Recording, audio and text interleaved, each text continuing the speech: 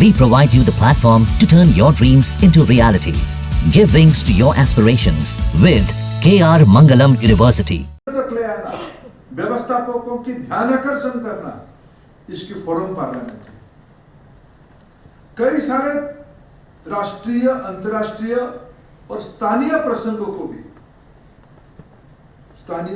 को भी आज मान लो हमने इस देश में एक प्रोग्रेसिव कानून लाया, दिव्यांगों की सूची को बढ़ाया। इसमें किसी की असहमति नहीं, लेकिन मैं मानता हूं पार्लियामेंट्री डिबेट ने उसको समृद्ध किया होगा, कई विषयों को सामने लाया होगा। सारा विषय आज एक अलग परिस्थिति में हम जा रहे हैं। आज तो कॉन्टेस्टेशन की, द्वंद्व की यही तक पहुंचा है। मेरे माइक आपने क्यों बंद कर दिया? यहां तक पहुंचा है। लेकिन मित्रों, इसके उपरांत भी, ये सब के बावजूद भी भारत की संसद, भारत की विधानसभा, भारत की संसद यानी दोनों सदन, लोकसभा और राज्यसभा, और भारत की विधानसभाओं ने अपने भूमिका बखूबी पिछले 78 सालों में निभाई है। और इस साल तो हमने संविधान की 75वां साल ही मनाया।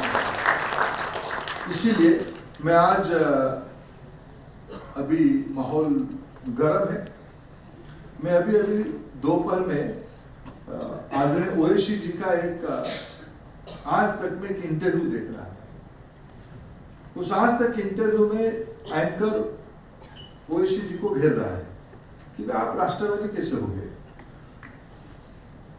वो कहा, भाई हमें कब नहीं था।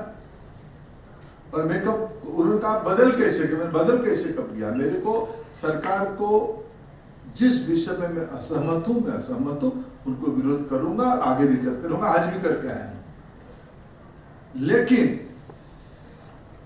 अगर भारत की विषय आएगा, पड़ोसी की विषय आएगा, तब हम तो हमारे देश के साथ खड़े होंगे, क्योंकि हमारे देश एक डेमोक्रेटिक देश है। मैं इसीलिए उनको विरोध कर पा रहा हूं।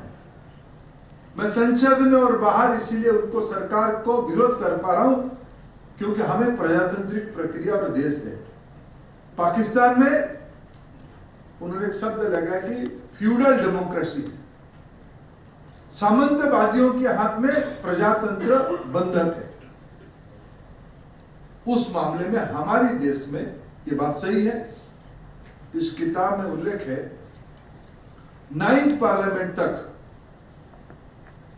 व्यवधान को, डिसरप्शन को पार्लियामेंट्री प्रोसीजर की हिस्सा नहीं माना जाता था, क्योंकि होता ही नहीं था। मेरे को याद है, मैं 2004 में लोकसभा में आया। हमारी सौभाग्य रहा, अटल जी ने हम लोगों का एक ओरिएंटेशन कैंप में हमको मार्गदर्शन करने के लिए आए। तब भी उन्होंने जो नुक्स हम लोगों के सामने रखे, जो टिप्स हम लोगों को दिए कि देखिए, आप पार्लियामेंट की सारे अपॉर्चुनिटी को यूज करिए, 0 आवर को यूज करिए, स्पेशल मेंशन को यूज करिए, भले ही देर रात हो।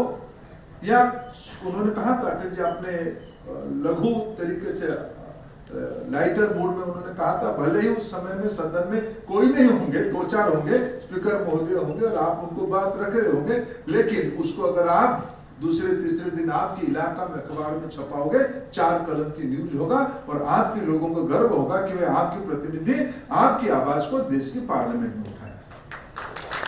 पार्लियामेंट की बहुआयामी भूमिका,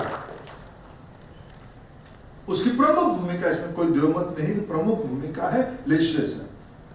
तो लेजिस्लेशन ऐसा नहीं, मैं 11 साल में एक एडमिनिस्ट्रेटिव रोल में मैं कहूं, महताब जी के साथ मैं द्वंद्व नहीं करूंगा, लेकिन ऐसा नहीं है कि एग्जीक्यूटिव लेजिस्लेटिव डिबेट से प्रभावित नहीं होता है। कम से कम आगे भूल करने में सुधर जाता है। मैं इनसाइड इंफॉर्मेशन कह सकता हूं कि ऐसा नहीं है। पार्लियामेंट की क्वालिटेटिव डिबेट और अपॉर्चुनिटी तो बहुत है। ये किताब आने वाले दिनों में, I am so happy, lot of public policy students are here. This book will certainly going to enlighten them, educate them, how our democracy functions, हमारी नीति कैसे बनते हैं, व्यवधान कैसे होता है, किसने किस समय में क्या कहा। ये एक रेफरेंस बुक करके लंबे समय तक काम करेगा। मैं इस बुक की लिखने के लिए राघव जी को फिर धन्यवाद देता हूँ। हमारी प्रजातंत्र जिसे कहा जाता है डेमोक्रेसी एक evolutionary process, ever evolutionary process में रहता है। ये किताब उस इवोल्यूशन की कैटलिस्ट के रूप में काम करेगा।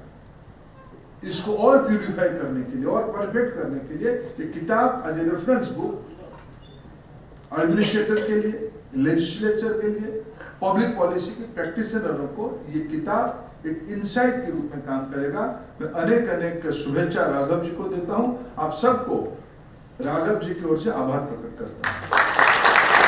आप सब आए, आज महताब जी को सुना, रवि रंजन जी का व्याख्यान सुना, और आज कम से कम पिछले 1.5 घंटा एक बौद्धिक आभा मंडल में हम सब लोग रहे।